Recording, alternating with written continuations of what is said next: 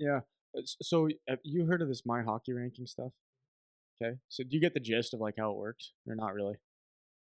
Like how I they come thought up? it you know what? I thought it was ridiculous when I first saw it. I'm like, "Well, who cares?" But then it's actually, correct me if I'm wrong, it gives you a fairly kinda good idea of, like, if you're ranked 20 and you're playing, uh, 30, that's probably a decent game. If you're playing 2 number or you're ranked number 2 playing 30, it should be a shit show, Yeah. Well, roughly. so this is my first. I wasn't really planning on talking about this actually, but it kind of plays into what I'm talking about now, so I want to talk about it. This is the most I've ever paid attention to it because now I have a team, right? And it does give you an indicator of like if I'm ranked 91 and I'm playing a team that's a 94, like okay, that gives me an indication of how the game is going to go. But then what I really like, just me being like a numbers nerd guy, is like the algorithms they use to actually rank the teams. So if I'm a weaker team and I play a stronger team and I only lose 3-1, my ranking could actually go up. So like with our 14U team, for example, they've had a really strong schedule this year. So they're ranked like a 94 or something on MyHockey, I think. Last I checked, somewhere around there. But they've had a really tough schedule. So they're playing a lot of really heavy hitting teams where they're losing. But because it's a good team, they're being credited for that in this algorithm because of their strength of schedule, right? So it's a really neat way to rank the teams and give you an indication, and they do it for every team, right? So all age groups across North America. I don't know if they go beyond North America or not. I haven't looked into it. This is a Jake question. Jake would be all over this. Um, but anyways, so what I'm starting to see now is with a lot of these coaches is they're getting really really wrapped up in these rankings, right? So now I'm hearing of teams that like don't want to play other teams because they think it's going to like drop their ranking. And so if I'm a really strong team and I'm going to play a weaker team and they keep that game close, well that's going to drop my ranking as the stronger team, right? Or if I'm a really really weak team and I'm going to go again, I see that there's a team I'm going to play that's ranked at 98 or whatever. It's like, well, I'm going to get crushed. So like, what's the point of going to this game? So there's like that kind of thing that happens because of all these rankings. And I find it to be really interesting because if you're coaching the 2012 age group and you now don't want to take a certain game or you don't want to play against a certain team because it's going to affect your rankings. What does it matter? What is it? This is okay. So this is what my question is. Okay. So again, coach, I'm the coach. Even if you want to move on to coach, like of what benefit is it for to fight to have like the best ranking ever? Like I don't understand what that's about, right? So this is like starting to be a thing, which is why I wanted to bring it up because I've heard like a couple different examples of this happening where teams are now strategically positioning themselves to try and be a certain rank because it affects their ability to compete for championship tournaments or championship national championships, provincial championships, whatever it is. And it's like it is bizarre to me that the coaches for these youth teams would have that as a priority in their head. Because if you're a good team that can win, like you're gonna win, right? If you're a highly ranked team, you'll have favorable even like the so I was thinking about the analogy I was drawing in my head as I was just speaking is you want to try to get like home ice advantage, right? So like I was just thinking about it in terms of football. So like because the Lions beat Minnesota last weekend, they got home field for their playoff games, which is unreal. And it's like we're talking about 12-year-olds or 13 or 14-year-olds. Like who cares, right? It doesn't actually impact it all that much.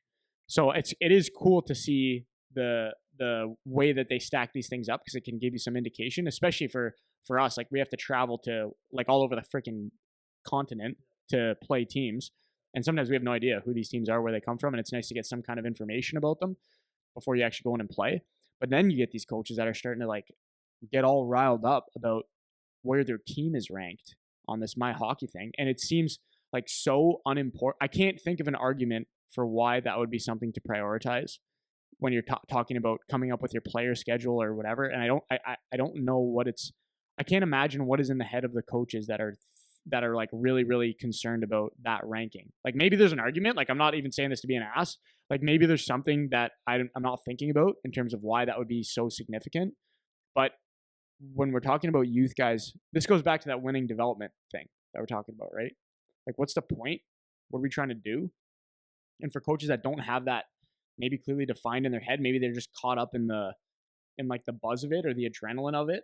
Like um what's his name? When I was talking to Aaron Wilbur the other or several weeks ago, and he said that it's almost like a drug when like someone comes out and tells you like how good your kid is, right? Like parents, he thinks more than parents thinking that their kid's going to make the NHL. They just get looped on this drug of, oh my god, your kid's so good. Like your kid's the best. He's so good. He had such a great game. He scored all these goals, Wow. and like I would say, yeah, that's probably because in like unless you have no idea about hockey, someone saying I want my kid, hope he plays in the NHL is a really ignorant thing to say. But to say your kid is really good and you can, yeah, I can see that. I can see so I that. thought that was really interesting because that's what he said. He's like, I think it's more that than people thinking that their kid's going to make the NHL. They Just just get any type of recognition. yeah, they just get addicted to that. And maybe my point of saying that is maybe it's the same thing with the coaches. Like if you coach a really good team, maybe you just start getting addicted to like we're the team that everyone's scared of. Like we're the team that everybody, even if they're 10, right? Even if they're like, we got a team local here that one of the AA teams, they're like a 9. I don't know. They kill everybody. They literally kill everyone, right? And it's like they're little kids and it's irrelevant. But for the people involved doing it, like you can see them getting wrapped up. And I feel like for the coaches, it's the same kind of thing, right? Like you get wrapped up in this drug of our team's the best and we can crush everybody. So the thing, like for this, the sentence, the thing that my big question would be is in youth hockey, how many coaches are actually really, really good coaches? That's a good question. Like a really good coach, meaning you know the game, you're teaching it the right way, you know how to deal with people, parents, kids, whatever. It's like it's probably more of a function of you have better players, right? It's the Mike Tyson fighting some schlep that thinks he could be a boxer. It's just he's a better athlete, right? Um, so it's probably more like you have just a better group of guys, or you have a little bit of knowledge to outsmart someone that has a zero.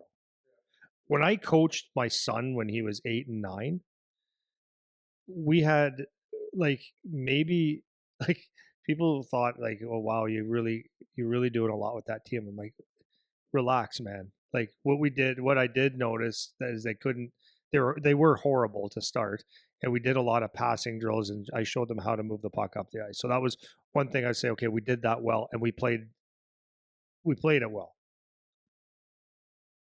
We had like I had to give them a little bit of system just so it wasn't pond hockey. So I taught them how to like defend a little bit, and that's it. Nothing crazy.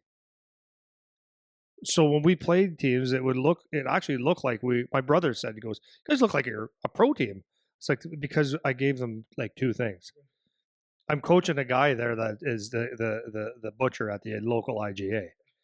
He's doing this for fun, or he played minor Bantam hockey at some point. He's coaching his kid or his nephew. It's like it's not the coaching is not that outstanding at that level because when you sit down with an actual coach, like if DJ Smith walked in here right now and started watching your practices and your games, you'd sit here for an hour and going, "Oh, I don't know anything about hockey." Right? And I always say that to people. It's like I can coach hockey pretty good, but if I sit down with Corey Stillman with the Guelph Storm right now, or Greg Walters with the Windsor Spitfires, I'd sit there and I'd go, yeah, I don't know what to do on that because your X's and O's have to be that much better than mine. And so like that, so when coaches get all protective about their record and stuff like that, it's like you're probably not the greatest coach in the world. Yeah. Having said that, there's some coaches in youth hockey that are actually very good, but it's just a little bit of an advantage. I remember I don't even know where I'm going here, but I remember we were playing in a tournament when I was coaching Bell Tire. We had a very good team, and we had some good systems. Like it was great, and we played Toronto Junior Canadians, and Tom Fergus was the coach. Tom Fergus played in the NHL quite a bit, and that first game we played them in I think it was the Marlies tournament, whatever.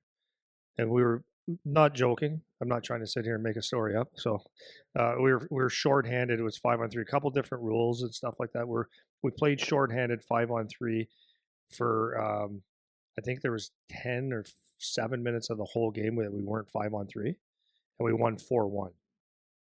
The whole game you were 5-on-3? 5-on-3. Really? Yeah, like it was Wow. penalty. Like I remember Ryan Moore hit someone. The guy fell. His knee or his head hit Ryan's knee, and Ryan got a penalty for head checking. So I was like, how do you stop someone from putting their head in your knee? And I'm not making it up. Like, Yeah, what do I yeah, have to? yeah. 10 years ago. Yeah. So I'm like, what is going on? And it was just stuff like that. I hit from here, whatever. It was like, so we ended up winning 4-1, and it was like shorthanded the whole game. Why did I say? Okay. Next time we played them was at the Silver Stick. That game where we dominated totally, it was a little bit tighter now. And it was like they played a whole different defensive style. And then we played them another time, and then we tied. And we were just a much better team. But here's a guy that played in the NHL that knew how to, and he watched every one of our games because he pre-scouted. And it was like, I wasn't going to change our team's game because we were fast and skilled. And it was all plug the middle, let's chip it out, make it boring, make it shitty, interfere, try to get them to take retaliation penalties and stuff like that. He was a good coach. Yeah. But I only saw that. I'm not saying I'm the best coach in the world. Yeah. No, I'm not. But when you get someone that actually knows the game as well and can counter, like you play chess with you a little bit. Now it's a hockey coaching game. matches. Yeah. So these rankings, like, right? Yeah. Windsor Junior Spitfires are going to go play the Toronto Marlies tomorrow, let's say. I'll tell you what the score is going to be roughly. Yeah. Yeah. Right? Right. If it's 6-1, good job, boys, for the Marlies. Good job, Windsor. If it's closer, you guys played great. If you won, well, that's your miracle on ice. So the rankings, anyways, I don't understand why guys don't. It was all about the rankings there. I don't know. It's ego, man. Yeah. You're not that good of a coach.